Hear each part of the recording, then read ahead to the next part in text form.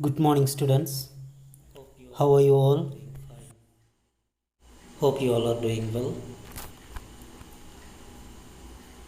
Stay safe.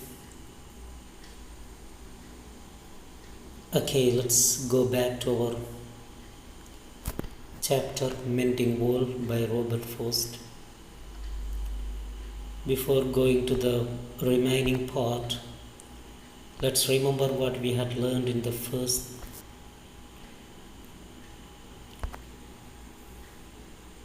We have seen Mending Wall by Robert Frost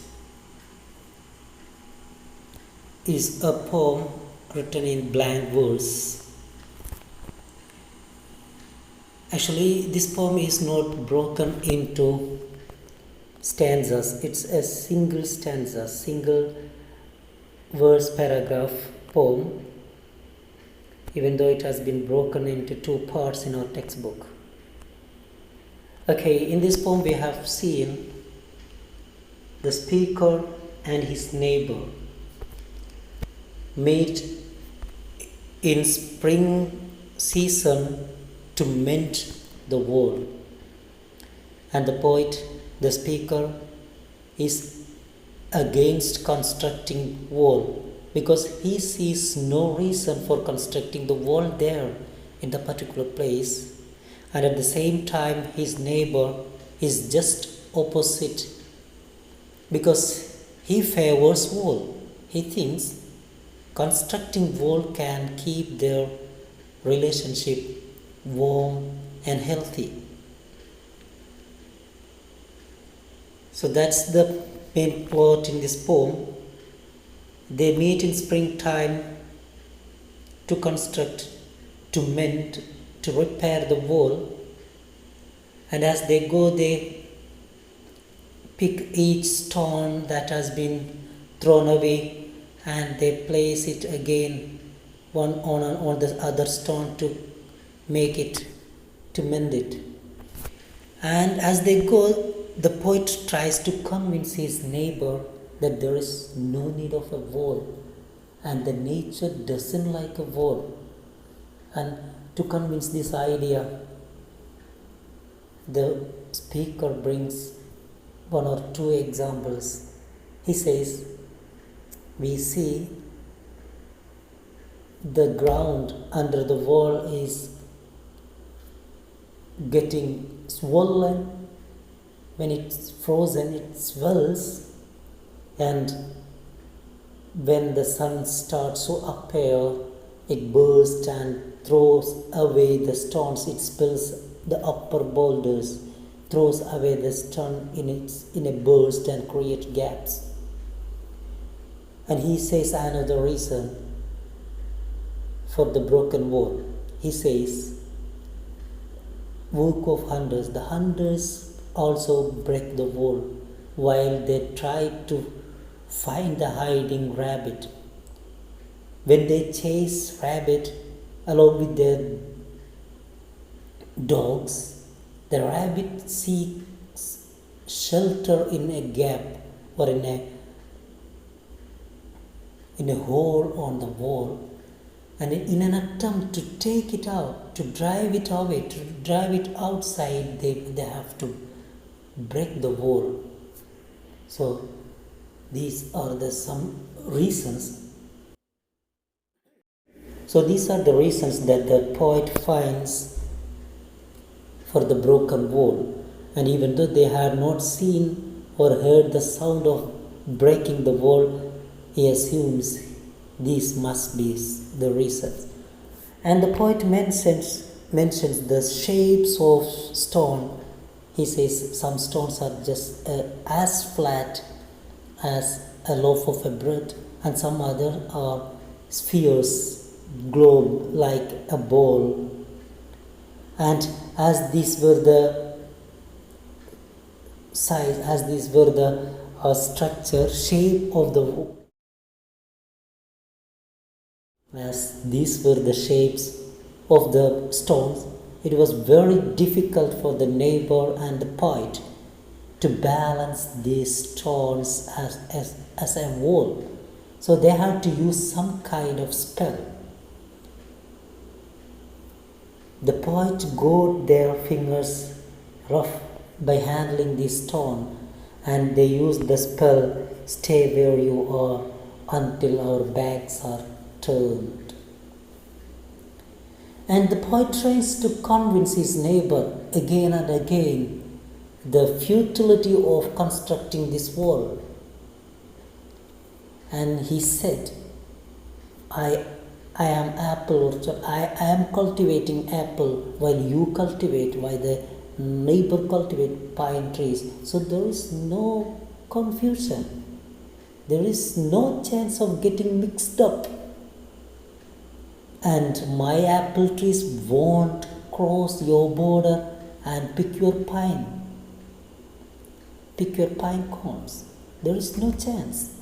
So by saying so many reasons, the poet tries to convince his neighbor that there is no need of a wall, but whatever he says, the neighbor gives a reply only with a proverb that good fences make good neighbors.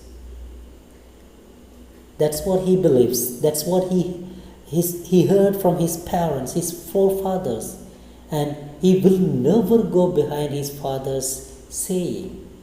And whenever the poet tries to convince with different ways, different means of reasoning, experiences, whatever he says, the neighbor responds with this saying that good fences make good neighbors. Okay, let's continue. And the poet continues by saying, "Spring is the mischief in me, and I wonder if I could put a notion in his head." The poet says, the spring season is a mischief in him. Why does he say so? Because the poet and his neighbor find the gaps on the wall only in spring season. That's why the poet calls the spring a mischief. Not only that, the poet, in each spring season, the poet has the mischievous thought of convincing his neighbor. When spring arrives, our speaker becomes a bit mischievous in his attempt to convince his neighbor to rethink his decision of putting up the wall and mending when the gaps are visible. And in the coming lines, the speaker tries to convince his neighbor. In the coming line, he tries to convince his neighbor the other way and nearly accuses him of being a believer of antiquated or old tradition. So in an attempt to convince him his old belief, he asks him questions. Why do they make good neighbors? Isn't it where there are cows? But here there are no cows. The poet asks question to the neighbor. Then as he says, good fences make good neighbors. Why do you say so? I agree. A fence makes good neighbors where there are cows, where there are cattle. Because when there is cow, they may cross the border and ruin the farms of his neighbor. That's true. When you say good fences make good neighbors, in the case when we rear cattle, it might be true. But we do not grow cattle here. We do not grow cows. Then how can it be possible? Then how can it makes good neighbors? And the poet again sticks to the same arguments. He continues to argue his stand, and he says, if I am going to construct a wall, I would ask myself, before I built a wall, I would ask to know what I was walling in or walling out, and to whom I was like to give offense. So if I am constructing a wall, I would ask myself, what am I walling in? What am I trying to say to the world? These things belong to me. And what am I walling out? What am I trying to the world? What am I trying to tell the world? These things do not belong to me. I want to keep away from those things. So I would think, when I construct a wall, what am I making my own, and what am I keeping away from myself, and to whom I was like to give offense. So by constructing the wall, whom do I offend? So the speaker continues to argue his stand and says every time he builds the wall, he would ask to know what was he walling in or walling out. He always asked what was being separated and what was being brought together with the wall that they were constructing. He also asked whether this wall would offend anyone.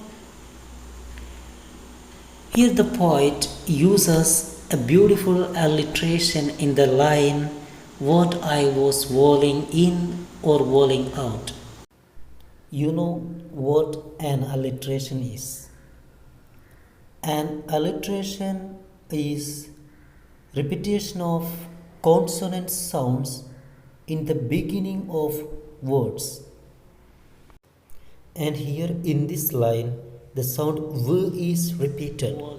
So as it is repeated, it is a beautiful example for alliteration. And again here the poet uses pun. Pun means, a play with words. You have learned in +1 when we were learning the poem The Rock of Titanic. The poet used the word gigantic. Right. The same way here the poet uses offense, which sounds like offense. Offense. So here also the poet uses the word offense, which gives you the sense that constructing a fence is an offense. So the poet beautifully uses pun here. And the poet further continues, something there is that doesn't love a wall. The same way as he said in the beginning, as he started in the beginning of the poem, something there is that doesn't like a wall, that wants it down. I could say elves to him, but it is not elves exactly, and I would rather he said it for himself. So by saying something, the poet tries to create a kind of mystery. He wanted to make it a mysterious event to rebuild a wall. That's why he repeats the line, something there is that doesn't love a wall. He tries to give a mysterious air. He wants to show that something hidden, unseen, invisible power work behind the breaking of the wall. So something there is that doesn't love a wall, that wants it down.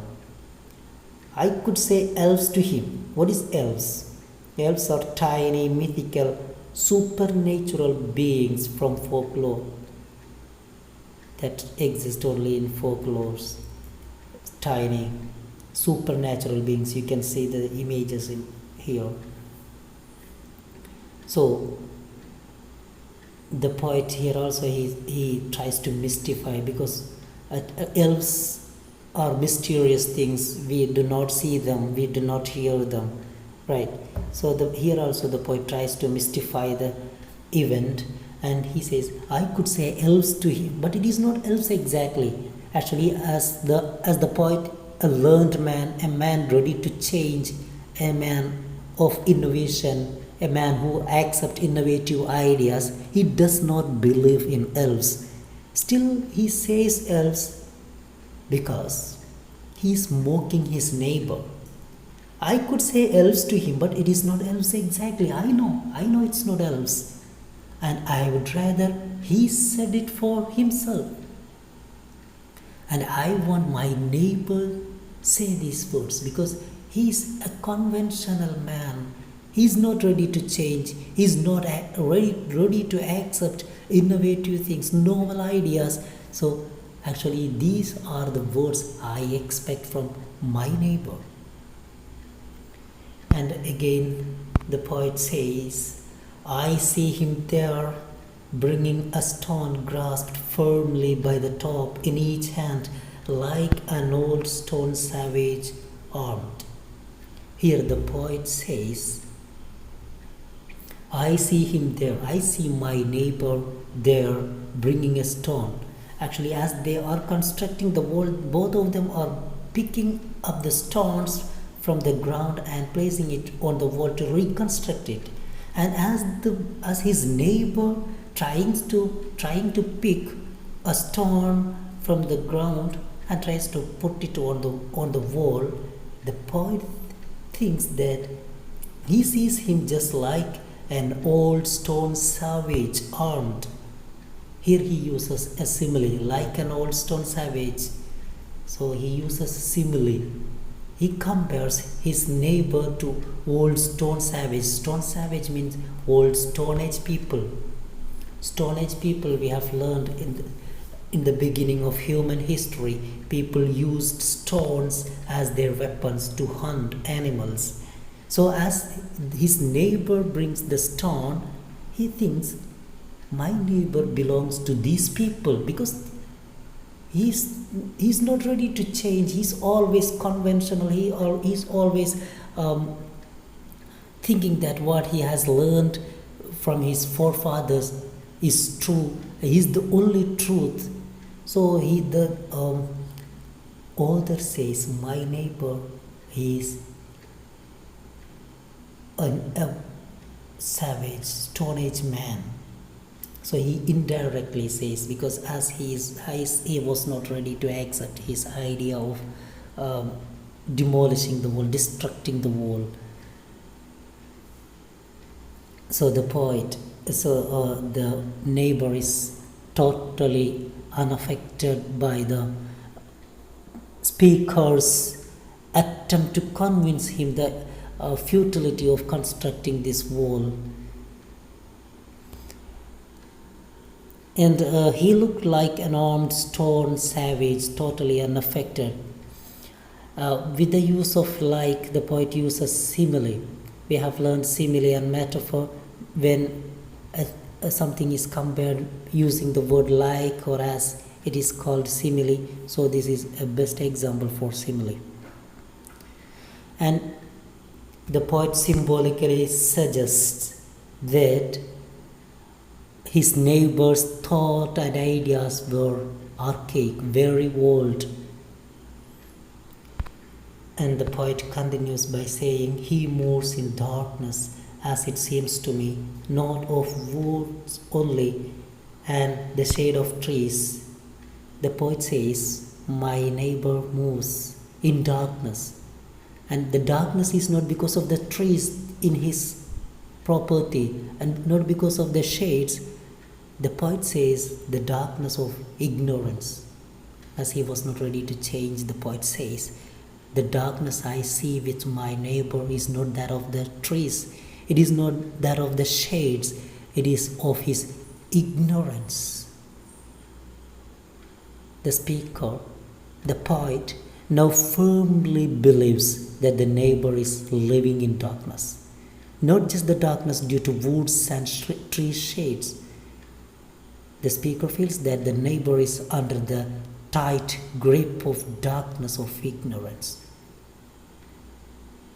He doesn't have any knowledge. He He's not friendly to novel changes. He's a firm, stubborn man who does not accept changes. And the poet continues by saying, he will not go behind his father's saying, and he likes having thought of it so well. He says, good fences make good neighbors. And the speaker further says, his neighbor won't go behind his father's saying. And he feels proud of it. He thinks that I am such an obedient son, such a good son that always obey my father's, or always believe and always follow my father's teachings and preaching. The speaker tries to say that his neighbor is unwilling to compromise his hereditary wealth. He received his forefathers, he received something from his forefathers, and he's not ready to compromise it. He's unwilling to go beyond something his father used to say. He probably likes how well he can remember. He probably feels proud of it. The neighbor stands his ground and utters again, good fences make good neighbors. So he is not ready to change. That's all about the poem Mending Wall. Hope you understood it. Read it carefully. If necessary, listen to the videos once again and understand it properly. And I'll provide necessary notes along with this. Go through it carefully. Take necessary notes to your notebook. And remember, this is one of the most important poems in +2.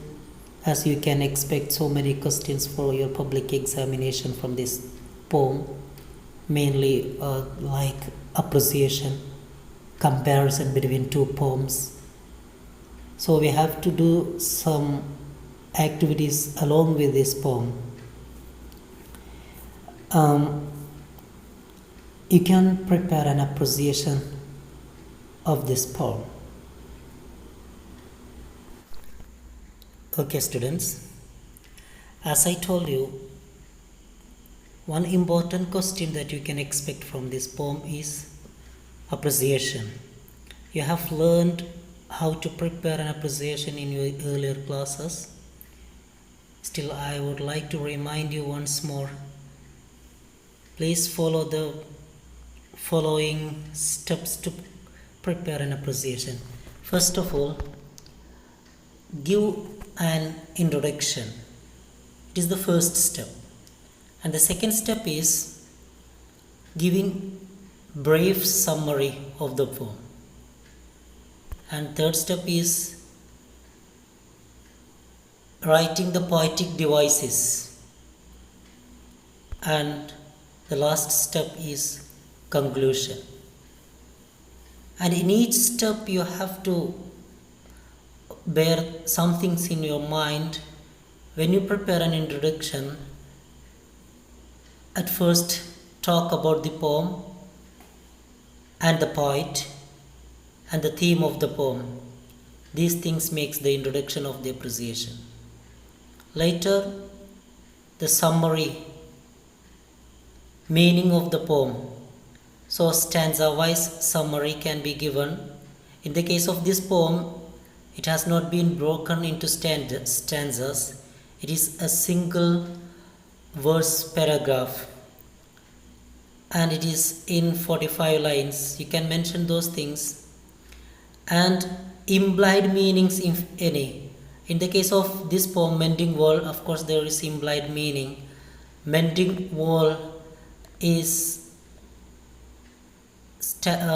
Mending Wall stands for creating mental barrier between human beings. And structure of the poem also can be said here. This poem is blank verse we discussed A blank verse means a poem that does not follow any rhyming pattern. Later we have to include the poetic devices. In poetic devices, sound effects, rhyme, alliteration, assonance, etc. So this one does not follow any rhyme we mentioned, and alliteration we have found one good example for alliteration, and so many examples for assonance also are there. Assonance means repetition of vowel sounds, whereas alliteration is repetition of consonant sounds in the beginning of a word. So in the case of assonance, it's not compulsory to be in the beginning of a word. It is just repetition of same vowel sound. And images you have learned: visual image, auditory image, and so many images are there: tactile, olfactory, gustatory. So visual images and auditory images are most important images, you can mention those things. And symbols, of course in this poem there are so many symbols. The wall is a symbol of a mental barrier, and so many other things are there. The darkness, the darkness through which the neighbor moves stands for ignorance. Okay, so by going through the notes you can come across so many so many symbols in the poem. So read the notes carefully and talk about the language of the poem. So in this poem the language looks simple, yet the poet tries to conceal so many ideas in between. He hides so many things, so that makes the language complex. And mode of the poem, if it is a didactic poem or elegiac poem, things like that can be mentioned here. And figures of speech, in the case of figures of speech we have learned so many from this poem: personification, metaphor, simile. So many figures of speech we have come across: pun, symbols, things like that can be mentioned here. And in conclusion you can mention what is the message of the poem, what does the poet try to convey to the world, and personal comments or opinion. What is your comment about this poem, and how relevant is the poem in this present scenario? Things like this can be mentioned in this towards the end of. So that's how we prepare an appreciation. So there is an activity for you after the poem: prepare an appreciation of this poem. So it's important to prepare this one. And later there is another activity that you have to compare between two poems. A poem has been given there in your textbook from Gitanjali by Rabindranath Tagore, and in this poem also the poet talks about constructing wall, and these two poems are asked to compare. So when you compare two poems, the same steps can be followed. Each poems can be analyzed through these steps, and later you can prepare an analysis report of both poems. That's how we compare two poems. So when you compare with the poem Gitanjali of Rabindranath Tagore, you can say about the poet, the theme, the language, the meaning, all those things can be mentioned if there is any poetic devices, and in what way these poems are similar and in what way these poems are different. These things can be mentioned when you compare two poems. Okay friends, we'll meet with another video in next class. Till then, stay safe, prepare well, go through your notes, take necessary notes, and do the assignments, and later you will have to give an exam too. Thank you for watching.